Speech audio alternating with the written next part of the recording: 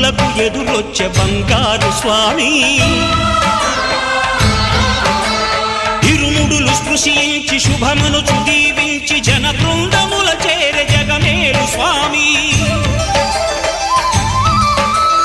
తన భక్తులొనరిల్చు తప్పులకు తడబడి ఒక పక్క ఒరిగెన ఓంకారమూర్తి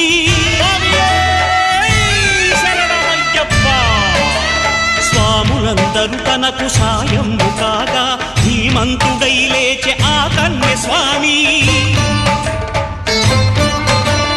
పట్టబంధము వీడి భక్తతతికై పరుగు పరుగున వచ్చే భూమిపైకి నరుడై